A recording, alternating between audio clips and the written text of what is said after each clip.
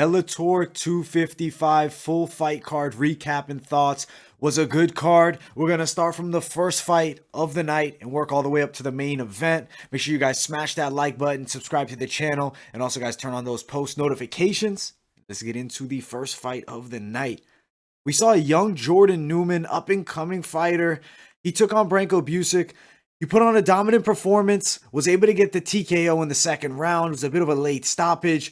Good win for him there. Do I have a match that I want to throw at him next? Not right now. There's too many unknowns. I think maybe give him a guy with 3 or 4 wins, a guy with a little bit more high-level experience than Branco, but keep it relatively novice level to help him build further. Good win for Newman, and we'll see what the future holds for him. Now, the next fight of the night was an exciting one. Farada took on Trevor Goude. Goude came out with one of the craziest haircuts you'll see. It's the curly mullet, fully skin shaved on the side. Farada pieced him up. First round knockout, 1:30. Goude beat a Gracie and Kana Gracie. Farada's a Jorge Masvidal protege. Absolutely shut him out. Serious level difference here. Goude does not look Bellator level whatsoever. Farada, somebody to keep an eye on. It's 170 pounds. He's like maybe the next Masvidal type of thing. Granted, I don't believe that hype. I don't fall into it that just because you train under a guy, you're going to be elite level just like him. But he does bring that excitement that Masvidal does. Good hands, knockout power, and he goes for the kill. I'm very excited to see what the future holds. He's 5-0. I think now's a step up. Give him a guy that's maybe got 5 fights also, maybe 6 fights, maybe 9 fights, maybe a guy who's 7-6, or maybe a guy who's 5-2. I don't know. Depends how high they want to move him up. Do they want to give him an experienced guy with lesser skills? Do they want to give him maybe a guy with a decent record that's maybe like 5-1, or a fellow undefeated fighter? I guess we'll see, but definitely a step up in competition is needed. He proved that against Goude here. Next fight of the night, Jose Augusto Azevedo. He's a Pitbull protege. He beat up Jonathan Wilson. Good performance. Wilson didn't look great. As soon as it was on the ground, he was done. He taps out quickly. He really wasn't in the fight. It was all Augusto. I mean, there was 2 seconds left when the fight was called. I thought Wilson could have made it to the end of the round. He chose to tap out. It was a good win for Augusto. He showed really good grappling skills. When he gets on top, he's dangerous. His submission game is very nasty. I think he's an interesting player in the 205-pound division. I don't think right away we're going to bounce him into the top 10, but definitely a matchup against the better light heavyweight is next, and he could be a top guy in Bellator because he just beat Wilson, who at one point was in the UFC, and went the distance with some decent names, Oscar Piachota and Ian Cutelaba. For Wilson, though, he's probably not going to be in Bellator much longer unless he gets another bout where he's really going to be more of an opponent. Next fight, Chris Gonzalez versus Roger Huerta. Huerta did have his moments here, did hit Gonzalez with some good shots. Gonzalez is developing nicely, extremely good offensively with his takedowns as expected. He got the TKO there. Huerta tapped out. It was a weird situation. I guess he was finished mentally, maybe had nothing left. Chris Gonzalez is good. He's a bit of a raw talent as far as striking goes. I think he needs to crisp up just a bit, but on the ground, very dangerous. Was able to beat Huerta all day as far as the grappling went. Controlled, even though Huerta had a couple moments, it was nothing substantial. You never felt there was a risk that he was going to really come back and win by knockout, maybe besides 1 or 2 moments, but not even serious risk, but just getting into like, oh, okay, he could be hitting Gonzalez with some big strikes here. Gonzalez could win. He was the favorite coming in. He did what he was supposed to against an aging Roger Huerta, who's now 37 years old, going to be 38. Gonzalez young at 29. It's a different era now. Huerta's from, the more older days of MMA. 2008, 2010 was more his prime. Now, the next fight of the night, Khalid Murtazaliev versus Fabio Aguiar. Aguiar put up a good fight. I was very impressed by him. I wasn't super hype on him coming in, but he showed a ton of heart, going the distance here. Khalid, decent performance. I wasn't superbly impressed by either guy. Khalid kind of coasted at the end, getting himself the victory by unanimous decision, holding down Fabio Aguiar. To me, Khalid deserved the victory. Where does he go from here? I mean, probably going to get a decent fight in the Bellator middleweight division. I don't know the name of who that will be, but it will be against somebody that will help build his name. And if he's able to get a couple together, could see himself in the top 10, but definitely not just yet.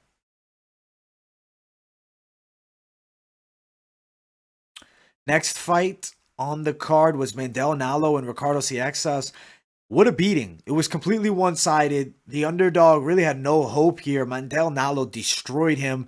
First round TKO win. Busted Ricardo's face up like he had been in a 15-round war. Mandel Nallo is serious, and this was more of a step-down competition. I think he's ready for a better guy. I like Georgi Karakhanyan next for him. It's a tough opponent, definitely, but it's going to show where he's at. I think Mandel Nallo has the tools to do so.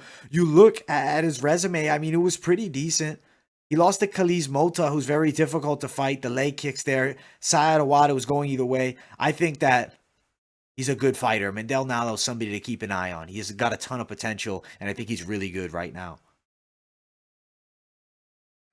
The next fight of the night, Magomed Magomedov versus Cee Jay Hamilton. Hamilton had his moment. I mean, 3 minutes were competitive in this fight, but then from there on out, it was all Magomed Magomedov. Destroys him, taps him out. I think that Magomedov is very good. I believe they have him ranked 6th in Bellator. I will quickly bring up the Bellator rankings, the newly released rankings. I want to give you guys an accurate pick for who I think could be next. All right, so we're going to look at the bantamweight division here.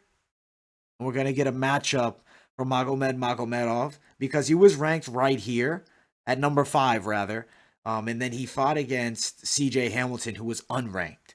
Where does he go from here with this win? Prior to beating Cee Jay Hamilton, let me just check who that previous matchup was against. Matheus Matos, who's tough, but isn't ranked. I mean, you have him ranked in the top, not beating top guys. Maybe a guy like Josh Hill or Leandro Higo could be next. If they want to really move him up, you push him up to like a guy like James Gallagher or Rafian Stotts, but I don't know if that's really going to be happening for him next. I think back end of the top 8 maybe is realistic for Magomed Magomedov here, and I think that's probably what they're going to do with him. It's just very interesting to see guys that I didn't expect to be ranked so highly in the top 10 in Bellator here. I guess their divisions are not, nearly as deep as the UFC, so the level from 10 to 3 is very serious difference, or 10 to even 5, rather. I think Magomedov, though, is definitely a staple here in the bantamweight division, and I think he does have potential to be a title challenger and maybe even the champion at this weight class. Odds were too widespread, though. I mean, those odds were crazy. Minus 2,000 something. Kana Watanabe got a big upset win over Alejandra Lara. Could have gone either way. To me, Watanabe put up a good performance. I think she deserved the victory. Better grappling. She had better cardio than Lara, and she got herself a very signature win that it's going to move her up fairly well. I think the women's flyweight has some rankings here. She was number 5, Lara number 4. She's right in the top of the top. Could find herself fighting Liz Carmouche. Could find herself fighting potentially for the world title. I don't think just yet. I think one more is needed. Number 1 contender fight is definitely what I feel is next for Kana Watanabe.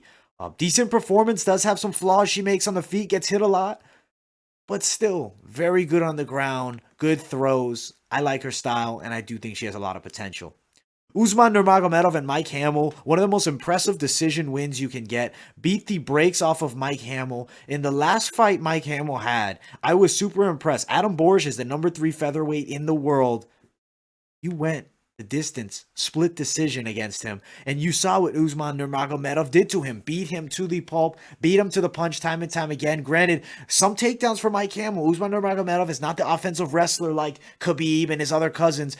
Nurmagomedov here, this is the striker Usman Nurmagomedov, and he can damn well strike good because he beat up Mike Hamel, who went in there with Adam Borges, who's a top guy, and got a split decision loss that was a toss-up. I think he's a top guy, somebody to keep an eye on here.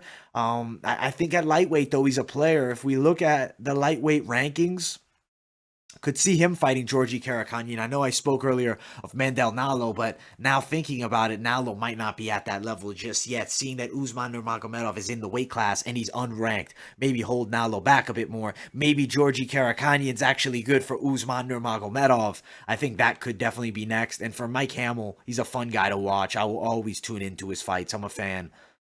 Tyrell Fortune beat the brakes off of Jack May. Right when it seemed like he was going to grind out a win and maybe get a late stoppage or a decision, he turned up in the first round and beat the hell out of Jack May with ground and pound. Serious level difference of the grappling here, as expected. Tyrell Fortune is very good. He's a top guy in the Bellator heavyweight division. We'll look at the rankings once again. Where's he at? Tyrell Fortune, number 6. He beat an unranked guy. I could see him getting the fight versus Matt Mitrione rescheduled. I don't think Stephen Mowry takes the fight versus Tyrell Fortune. Linton Vassell, that's a tricky matchup, but that could end up happening. And then Valentin Moldavsky's also in the top with Tim Johnson as the #1 contender. I'm excited to see what's next for him. Could be a big fight looming for Tyrell Fortune, most definitely. He's one of Bellator's top fighters in the heavyweight division. Jason Jackson beats Neiman Gracie in what was not a fun fight to watch at all. Granted, let me take that back. There was moments that it was enjoyable, but overall was a lot of stifling each other's grappling. There wasn't much action. Gracie holding on from the bottom position in that third round. Jackson trying to get back up to feet. Nothing was happening. The second round, Neiman Gracie did have control of the legs of Jason Jackson. The first round, he had some threatening moments, but then Jackson also lands 2 takedowns. For me, I could have gave it to Neiman Gracie at the 29-28, but I totally understand why they gave it to Jackson. I feel like Gracie's going to make people come out and fight ugly. I mean, he's going to have matchups where it's an ugly fight. Jason Jackson, he put on a good performance. He's a top guy in this Bellator welterweight division. Where does he go from here now? Because this is a huge win for him. Neiman Gracie was #3. I think you can do a Mosov versus Jason Jackson. And I think that's a hellishly difficult fight for Jason Jackson. I would have loved to see Gracie and Mosov, but that's not going to happen. I think we go Jason Jackson versus Amosov next. For Gracie, maybe you could see him fight somebody like Derek Anderson or Logan Storley. He's going to need a little bit of a step back, but still could find himself fighting for a world title in a year and a half if he's able to put some wins together, but was not super impressed, and I don't really see him beating Douglas Lima, what he brings right now to the table, and he also just lost to Jason Jackson in a close decision. Now, the main event was a statement performance. I predicted this would be the best Pitbull we ever saw. It absolutely was. Cracks Sanchez with punches. Gets the submission win. He was one of the first and one of the few guys to ever hurt him in their original fight. He was able to drop him here. Gets the guillotine. Was extremely tight. Sanchez was probably out for a while. He's an absolute savage for not trying to tap out. I mean, maybe it just happened too fast, but Emmanuel Sanchez is a dog. Patricio Pitbull is on another level. He's a master of martial arts. Beat the brakes off Sanchez.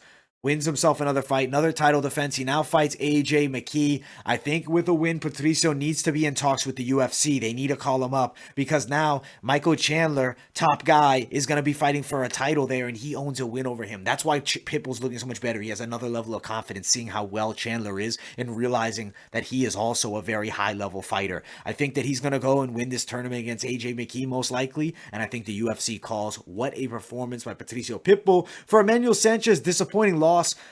It is what it is. He's fighting the best that is offered in Bellator. That's really what Patricio Pitbull is. Emmanuel Sanchez, I mean, yeah, Adam Borish is there. That could potentially be a fight. Pedro Carvalho is maybe next. I don't think they give him like a Pico or something like that. I think he'll still be in probably fighting against top 4, top 5 fighters in the world, even after this loss. But for Patricio Pitbull, excellent win, and I cannot wait to see his fight against AJ McKee. Overall, was a very fun card. Cannot wait for the next Bellator event. Have some ONE FC coverage coming out very soon. Should be some awesome fights this week. Not just UFC, ONE Championship, Bellator, and UFC. Tons of content coming out. Make sure you guys smash the like button. Subscribe to the channel. Also, guys, turn on those post notifications. Follow my social medias, Instagram, Twitter, and TikTok. And I'll see you all in the next video.